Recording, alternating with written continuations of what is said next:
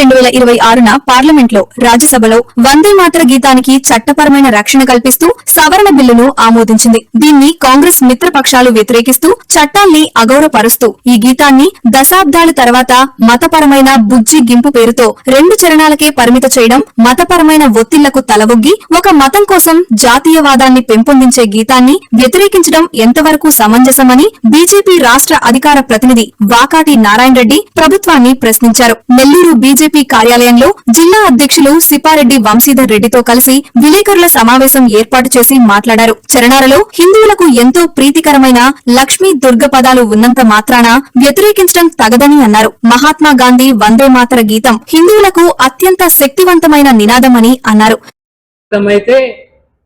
ఈ యొక్క వందే మాతర గేయానికి కూడా సమానమైనటువంటి స్థానం ఇచ్చుకుంటూ మన దేశానికి వందే మాతరం కూడా ఒక గేయంగా పరిసమానమైనటువంటి ప్రక్రియని తీసుకురావాలి, ఇయ్యాలి అని చెప్పని ఆ సభలో పేర్కొనడం కూడా జరిగిందన్నటువంటి విషయాన్ని కూడా నేను తెలియజేస్తూ ఉన్నాను. కాకపోతే దీనికి చట్టబద్ధత తీసుకురావాలని జూలై 29, 30వ తేదీల్లో మనకున్నటువంటి లోక్సభ, రాజ్యసభలో బిల్లు ద్వారా అంటే చట్టం చేత దీనికి భద్రత వహించే విధంగా తీసుకురావడం జరిగింది. ఆ తర్వాత ఆగస్టు 8వ తేదీన మనకున్నటువంటి రాష్ట్రపతి ద్వారా దాన్ని ఆమోద ముద్ర కూడా వేయడం జరిగింది. అంటే చట్టం తీసుకొచ్చి ఎవరైనా సరే వందే భారత్ గేయాన్ని పాడేటప్పుడు ఎక్కడైనా సరే అడ్డు తగిలినా సరే లేదా పాడనీయకుండా చేసినా సరే ఆ సభలో అంతరాయం కలిగించినా సరే వాళ్ళ మీద చట్టపరంగా కేసు పెట్టి జైలుకు పంపించేటువంటి చట్టాన్ని తయారు చేశారు. మన లోక్సభలోను రాజ్యసభలో ఉన్నటువంటి విషయాన్ని నేను మీకు తెలియజేస్తున్నాను. మరి ఇవాళ చూస్తూ ఉన్నాం దేశంలో కాంగ్రెస్ ఏ విధంగా పరిపాలన చేసింది ఇప్పటిదాకా. మరి ఆ పరిపాలన చేశారు కాబట్టే ఇప్పటి వరకు కూడా నరేంద్ర మోడీ గారికి ఎక్కడా కూడా ఎదురు లేకుండా పోయారు. ఏ విధంగా మాట్లాడుతున్నారు?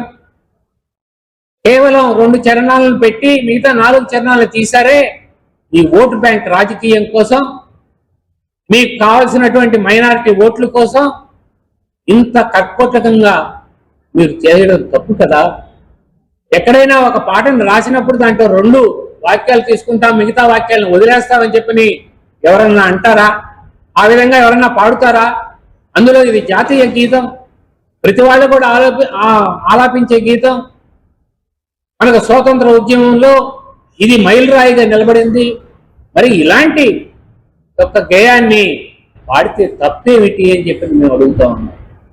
అందువల్లనే భారతీయ జనతా పార్టీ దీన్ని గట్టిగా తీసుకొని ప్రతి కార్యకర్త కావచ్చు, ప్రతి చిన్నారులు కావచ్చు, స్కూళ్ళల్లో కావచ్చు, కాలేజీల్లో కావచ్చు, మరి అట్లాగే సినిమా హాళ్లలో కావచ్చు, దీన్ని ముందుకు తీసుకువెళ్ళి దీని యొక్క ప్రగతిని, ఈ స్వాతంత్ర ఉద్యమాన్ని, స్వాతంత్రం కోసం చనిపోయినటువంటి వాళ్ళందరినీ కూడా మనం గుర్తుపెట్టుకునే విధంగా ఉండే విధంగా ముందుకు తీసుకువెళ్ళాలని ఈ విషయంలో ముందుకు వెళ్ళినటువంటి విషయాన్ని నేను మీకు అందరికీ కూడా తెలియజేస్తున్నాను.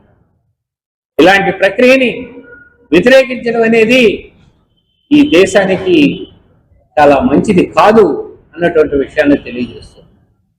ఇవాళ కాంగ్రెస్ పార్టీని కావచ్చు, మిగతా పార్టీలు కావచ్చు, నేను అడిగేది ఒక్కటే, అనేక అంశాలు ఉన్నాయి మనకు చర్చించుకునేదానికి.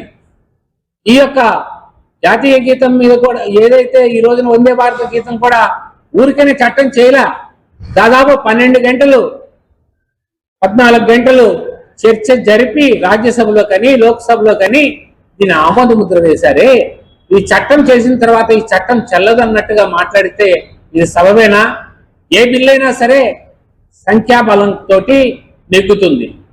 మరి వందే భారత్ సంబంధించినటువంటి ఈ యొక్క ప్రక్రియ మరి అక్కడ నెగ్గినప్పుడు, చట్టం చేసినప్పుడు, అధిక సంఖ్యలో దానికి ఓటు బలం చేకూరినప్పుడు, ప్రజల చేత ఎన్నుకోబడినటువంటి ఎమ్మెల్యేలు కావచ్చు, అదేవిధంగా ఎంపీలు, ఎమ్మెల్యేలు సంబంధించినటువంటి ఎన్నుకోబడినటువంటి రాజ్యసభ సభ్యులు కావచ్చు, దీన్ని చట్టానికి ఓటేసి చట్టబద్ధత కల్పిస్తే మేము పాడమని చెప్పిన ఏఐసిసిలో తీర్మానం చేశారే, ఇది ఎంతవరకు సమంజసం అని చెప్పి అంటా ఉన్నాను.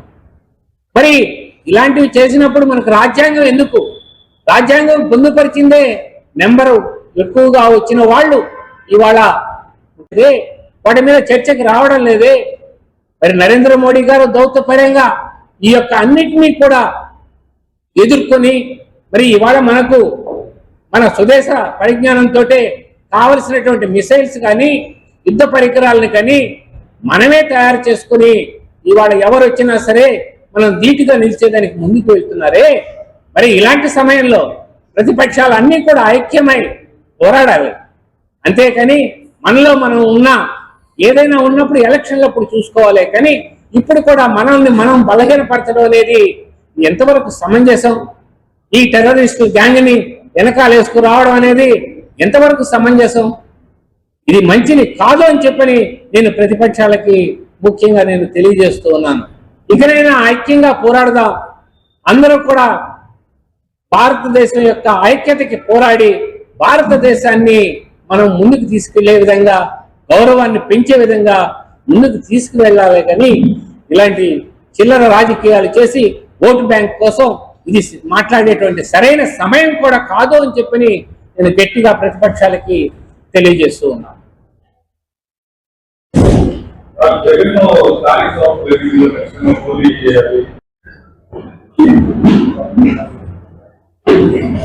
ఓకే సార్, దాన్ని పూర్తి చేస్తాం. ఈ ప్రక్రియ ఎప్పటి నుంచో కూడా కొనసాగుతూనే ఉంది. కానీ దీంట్లో అట్లాగే మనకున్నటువంటి లోక్సభలో కానీ రాజ్యసభలో కూడా ఇదే ఆనవాయితీగా ఉండేది. కానీ మధ్యలో మన అందరికీ కూడా తెలియనిది, ఈరోజు తెలుసుకోవాల్సింది ఈ విషయంలో చాలా ఉంది.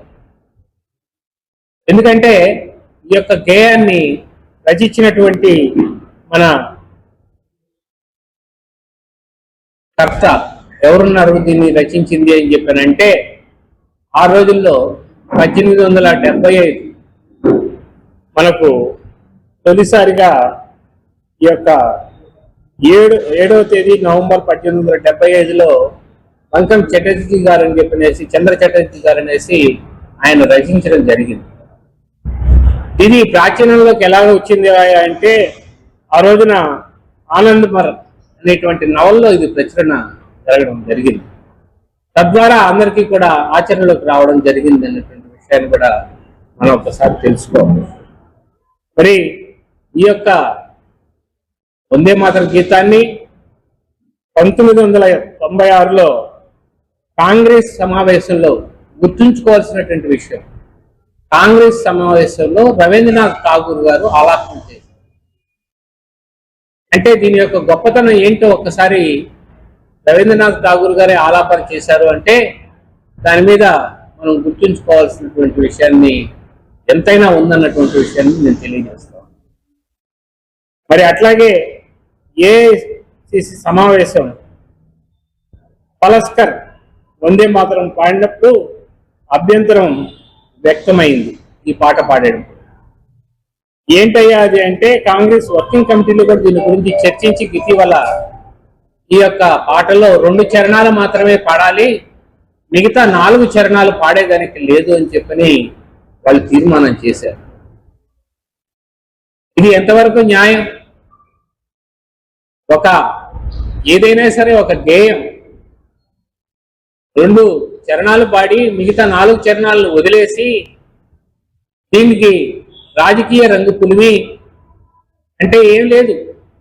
3వ చరణంలో 4వ చరణంలో మొట్టమొదటి చరణాలన్నీ కూడా దేశభక్తి, దేశం యొక్క పురోగతి, జాతీయవాదం వీటినన్నిటినీ కలుపుకొని ఈ యొక్క గేయం పాడితే దాంట్లో ఉన్నటువంటి 1-2 దగ్గరల లక్ష్మి దుర్గా అని చెప్పని వచ్చిందనేటువంటి ఆలోచనతోటి కాకినాడ తీర్మానంలో, ఆ రోజు జరిగినటువంటి కాకినాడ తీర్మానంలో దీన్ని అభ్యంతరం తెలియజేశారు.